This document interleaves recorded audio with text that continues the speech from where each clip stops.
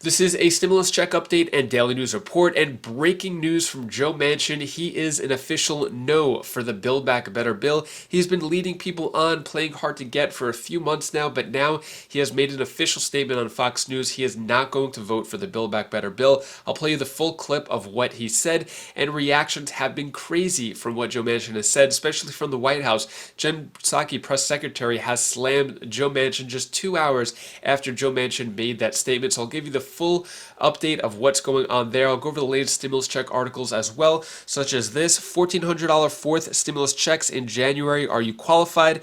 And this one, stimulus checks worth $3,000 to start hitting banks days before Christmas.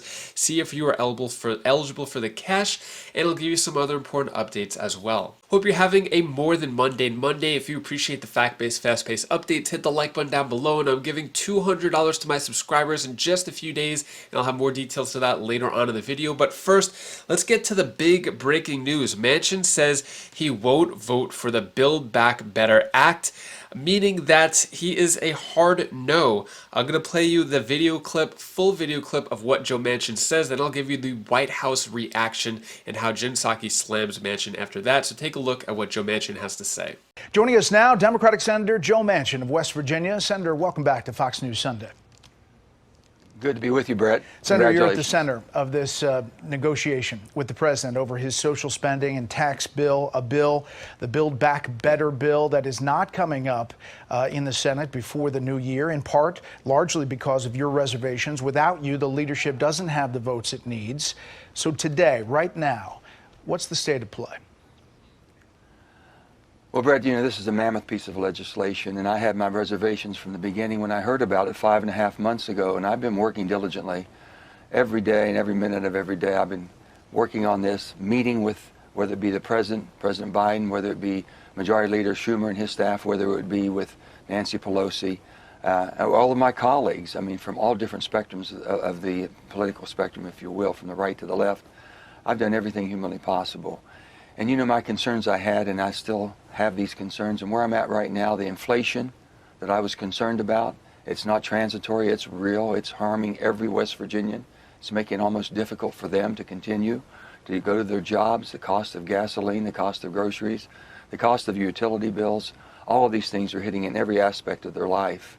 And you start looking at, then you have the debt that we're carrying at $29 trillion. You have also the geopolitical unrest that we have. You have the COVID variant, and that is wreaking havoc again. People are concerned. I've been with my family. I know everyone's concerned.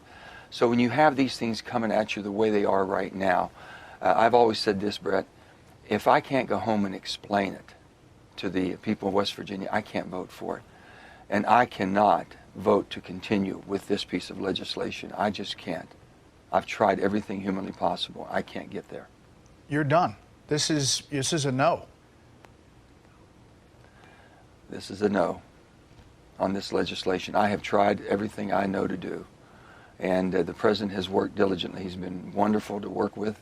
He knows I've had concerns and the problems I've had. And the thing that we should all be is directing our attention towards the variant, the COVID that we have coming back at us in so many different aspects in different ways. It's affecting our lives again. We have inflation that basically could really harm a lot of Americans, and especially those who are most needy and having a hard time struggling right now.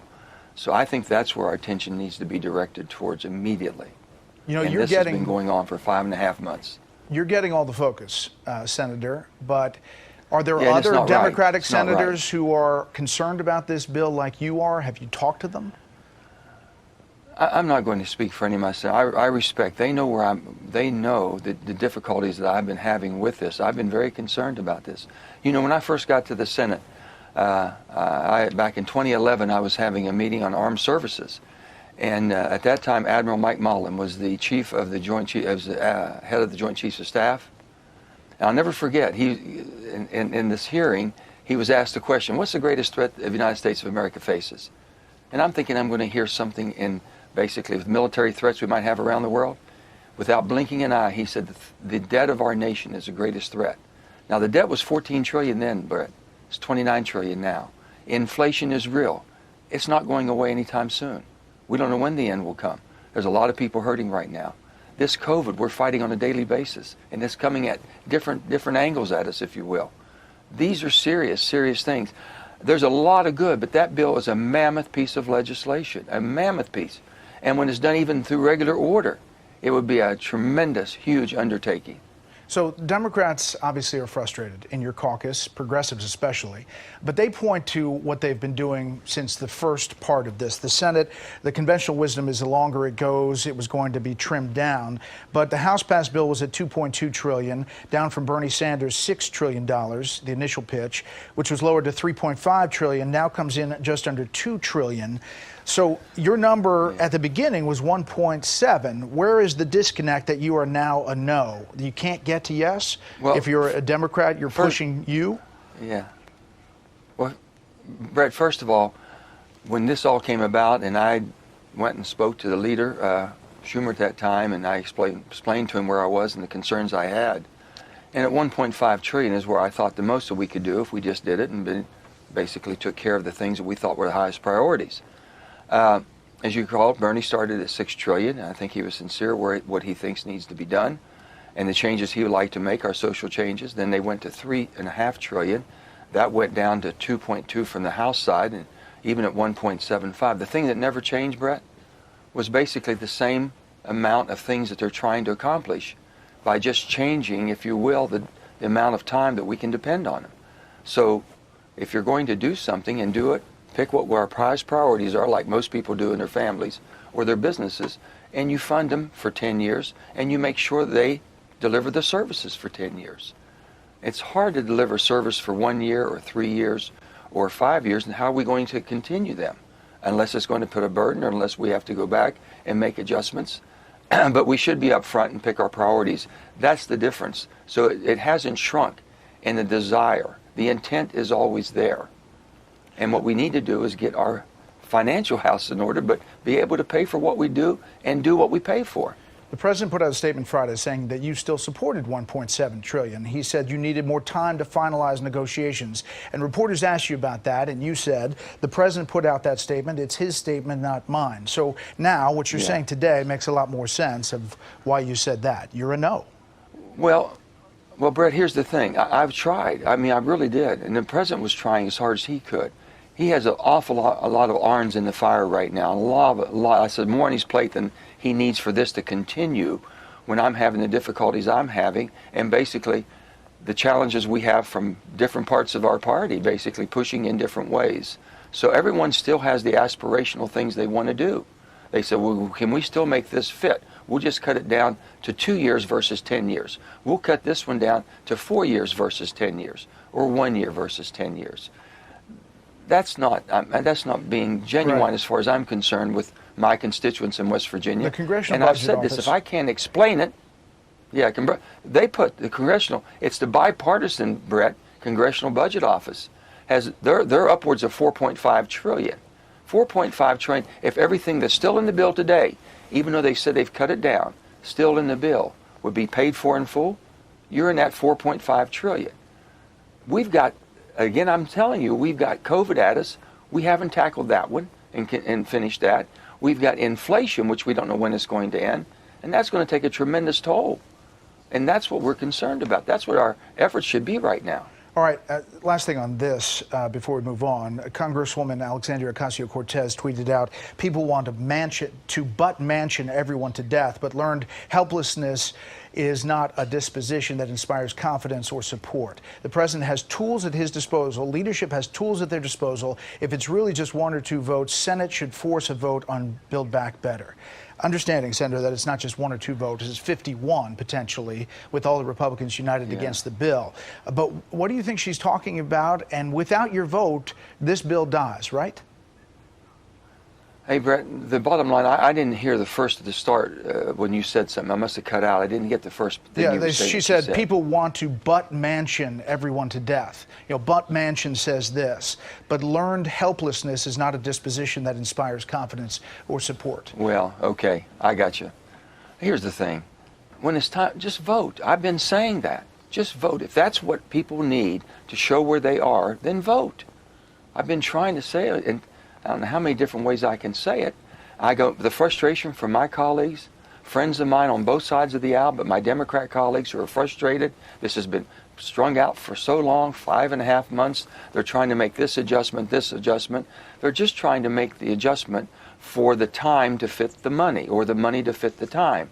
Not changing our approach, not targeting things we should be doing. Making sure that people, basically that truly need it, are getting it. Making sure that we can do things in a much better fashion. We have things that we can do in a bipartisan way, the way the Senate's supposed to work, if we'll just let it happen. Just go through the committees. Let's work it. All right. A couple things first.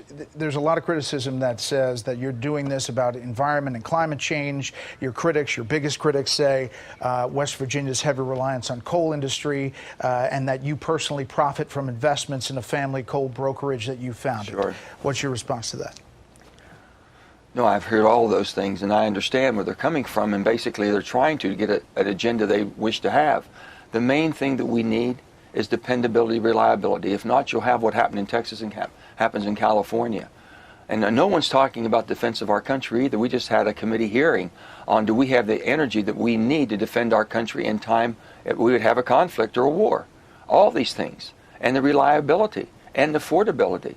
I have put, as chairman of the Energy and Natural Resources Committee in the last 2 years, working in a bipartisan bill, billions of dollars in clean energy technology.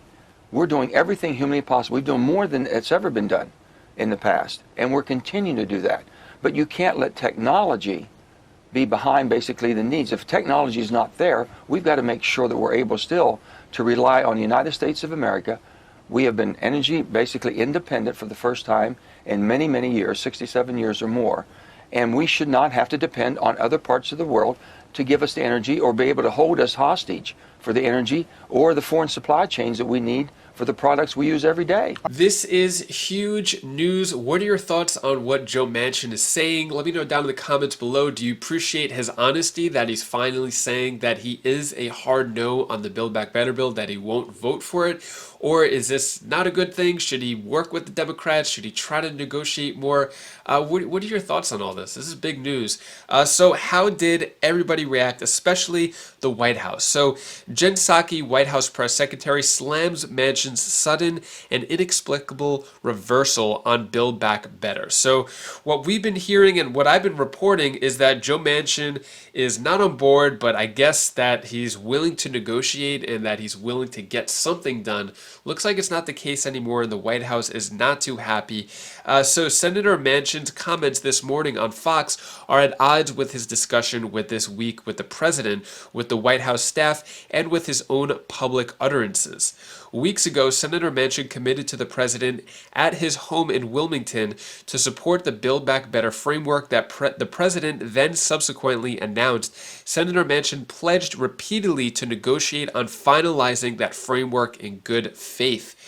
Going on to say, if his comments on Fox and written statement indicate an end to that effort, they represent a sudden and inexplicable reversal in his position and a breach of his commitments to the president and senators' colleagues in the House and Senate. Just as Senator Manchin reversed his position on Build Back Better this morning, we will continue to press him to see if he will reverse his position yet again to honor his prior commitments and be true to his word. So the White House basically saying, Joe Manchin could say no, but we're not going to take no for an answer. So it looks like the White House is going to turn up the heat, turn up the pressure, do something to still try to get Joe Manchin on board. White House not taking no for an answer. So I'll keep you updated on what happens with that. There's actually a lot of reactions from Bernie Sanders, from left progressives, from Republicans. I'm actually going to play you all those clips in a future video. I didn't want to make this video too long, so stay tuned for that video and check to see if that video is already out if you're watching this. So I'm going to have that video go out a little later today. You'll see all the reactions to this, which is kind of crazy, especially from Bernie Sanders. But let's get into the stimulus check news. So child tax credit stimulus payments likely to end as Senator Joe Manchin says he opposes Build Back Better plan. So with the child tax credit in that Build Back Better, meaning that if it does not pass as is, we're not going to have any more child tax credits.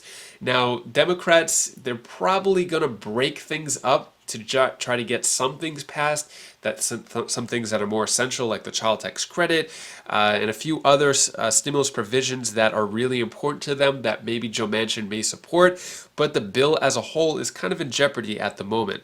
Early Christmas present, stimulus checks worth $3,000 to start hitting banks days before Christmas. See if you're eligible for cash.